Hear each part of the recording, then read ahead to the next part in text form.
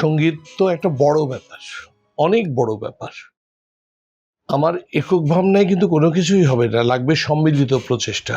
আমার একটা ভাবনা হচ্ছে যে গান দিনকে দিন কিন্তু মূল ধারা থেকে সরে আমরা অন্যদিকে চলে যাচ্ছি। আমরা মূল সংস্কৃতিকে হারিয়ে আমরা একেবারে পাশ্চাত্যের দিকে চলে যাচ্ছি। পাশ্চাত্যও থাক, পাশ্চাত্যের যা কিছু ভালো আমরা সেগুলোকে গ্রহণ করতে চাই, পাশাপাশি আমাদের বাঙালিয়ানা, আমাদের যে ব্যাপারটা সেটাকে তুলে ধরতে চাই। সেই কারণে আমি চিন্তা করছি যে নতুন ছেলে মেয়েদেরকে নিয়ে এটা সম্ভব। আমি একটা রিয়েলিটি শোর আয়োজন করতে চাই, একদম একক প্রচেষ্টায়।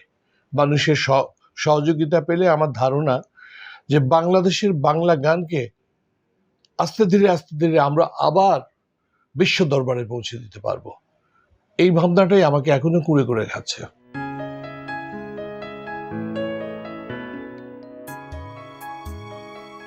ছবির নাম ছিল খোদার পরে মা।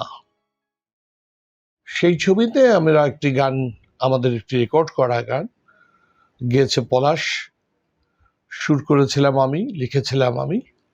সেই গানটি ওই ছবিতে ব্যবহার আমি 2012 সালে। আর জাতীয় পুরস্কার, যে কোনো পুরস্কার, সে জাতীয় পুরস্কার হোক আর যে কোনো পুরস্কার হোক, পুরস্কার মানুষকে কিন্তু অনুপ্রাণিত করে, সামনে এগিয়ে যেতে সহযোগিতা করে, উৎসাহ উদ্দীপনা জাগায়। পুরস্কারটা যেদিন পেয়েছিলাম, যেদিন আমি হাতে করে আনতে গিয়েছিলাম, সেদিন একটু আমার অন্যরকম দিন কেটেছে, অন্যরকম সুন্দর একটা দিন কেটেছে। আমার ভালো লাগা, সেই ভালো লাগা নিয়ে আজ পর্যন্ত আছি। আবারও চেষ্টা করছি আরো ভালো কিছু গান করবার জন্যে। পুরস্কার না পাই গানের জন্যে, মানুষ যেন আমার গান শুনে খুশি হয়।